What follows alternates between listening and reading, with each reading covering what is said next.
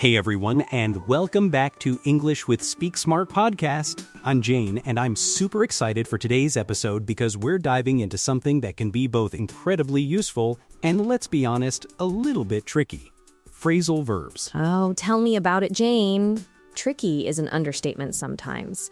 I'm Lucy, and yeah, phrasal verbs are definitely one of those things that, when you're learning English, they just pop up everywhere, and you're like, wait, that little word completely changed the meaning. Exactly. It's like you know all the individual words, but then you put looking up together, and suddenly it's not about physically looking upwards anymore. It's about finding information.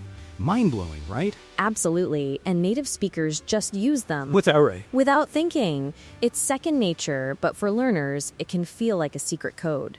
So today we want to demystify some of these, especially the ones you'll hear and use daily.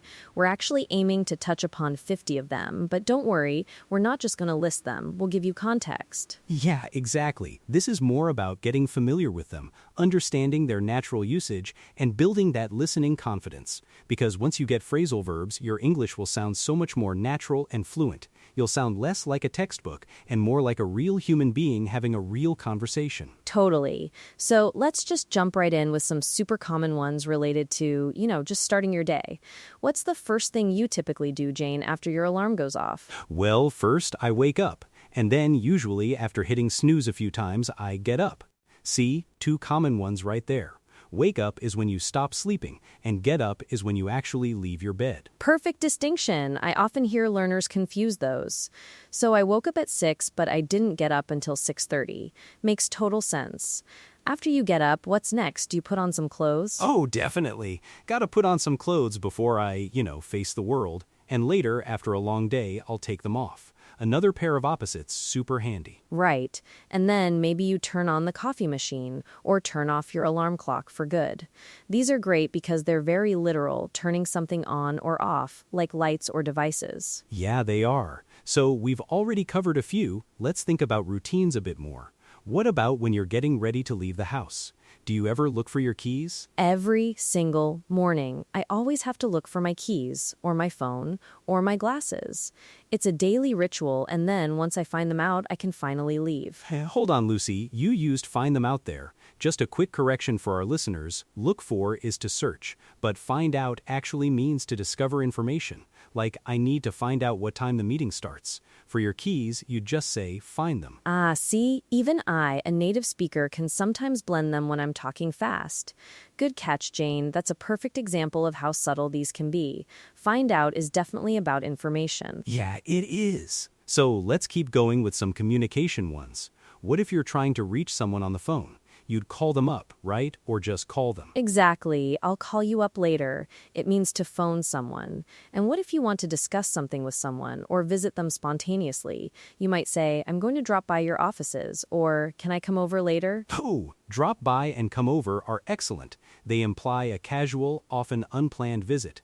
Come over usually means to someone's home. Speaking of visits, if you're asking someone to wait for a moment, you might say, could you hold on for a second? Absolutely. Or if you're ending a phone call, you hang up. You literally hang up the old landline phone, but we still use it for smartphones. That's a fun one that sticks around. It really does. Let's switch gears a bit to some more general actions.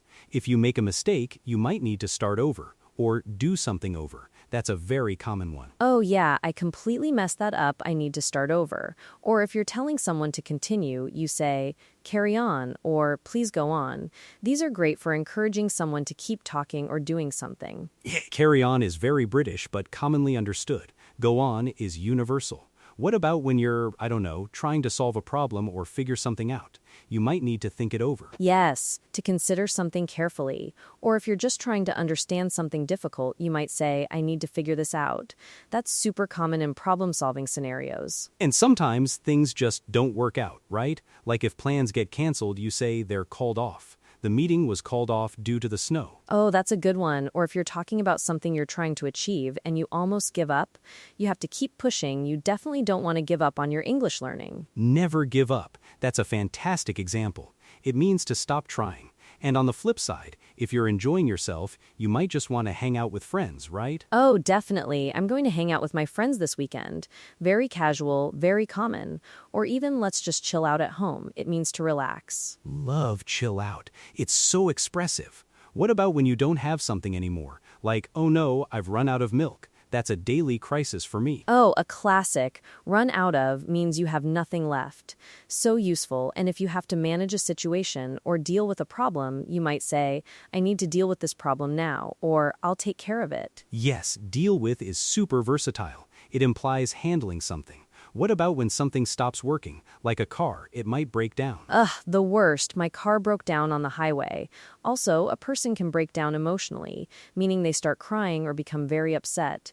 Another one with a slightly different meaning depending on context. That's a great point about context. It's so important to really listen to how these are used. Let's talk about relationships for a sec. If you have a good connection with someone, you get along with them. I really get along with my new colleague. Yeah, get along with is key for social interactions. And if you're reconciling after an argument, you make up.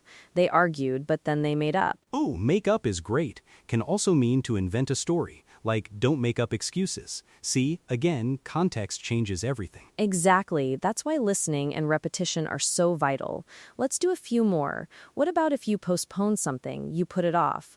I'll put off doing my homework until tomorrow. Not recommended, by the way. Haha, definitely not recommended. But yes, put off is a super common one for procrastination.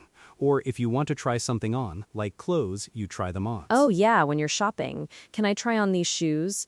And if you're taking someone somewhere in your car, you might drop them off.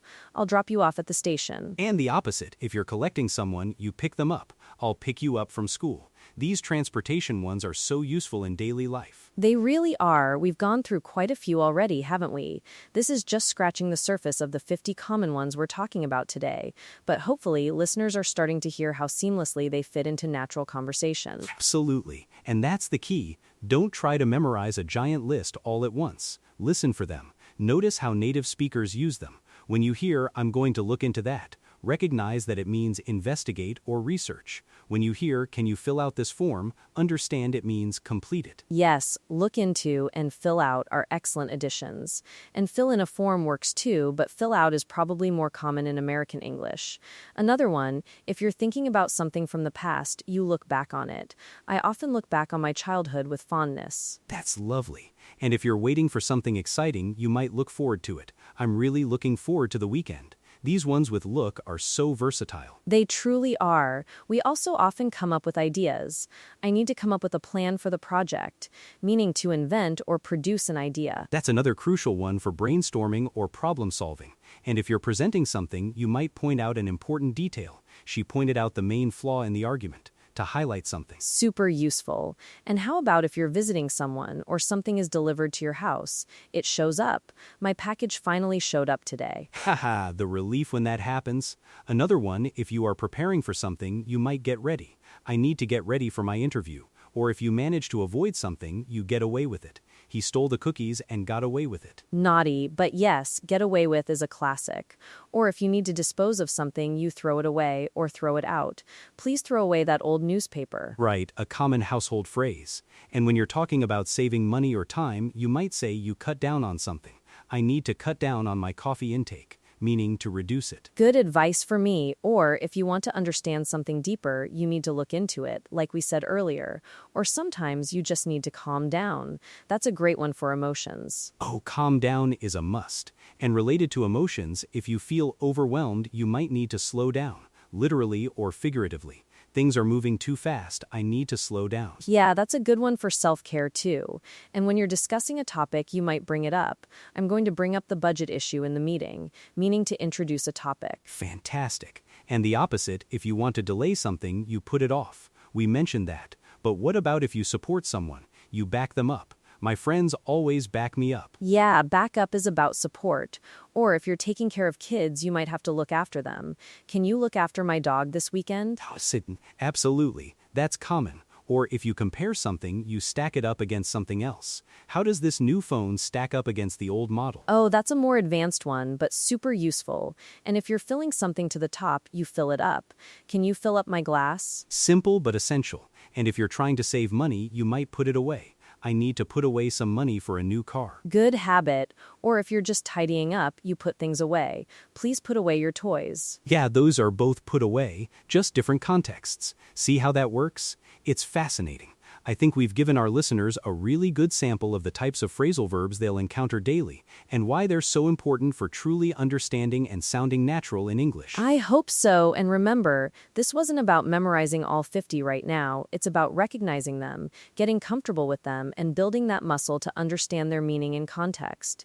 The more you listen to native English speakers, the more these will just start to click for you. Exactly. Immerse yourself. Listen to podcasts like this one. Watch English shows, listen to music. You'll start to pick up on them. Another great phrasal verb meaning to learn or acquire something without formal instruction. Perfect. So don't give up on your English journey. Keep practicing, keep listening, and keep trying to figure out these awesome phrasal verbs. You'll get there. You definitely will. Thanks so much for joining us on English with Speak Smart podcast today. We hope this has been really helpful. Yeah, thanks for tuning in. We'll catch you next time for more tips to make your English even smarter. Bye for now. Bye, everyone.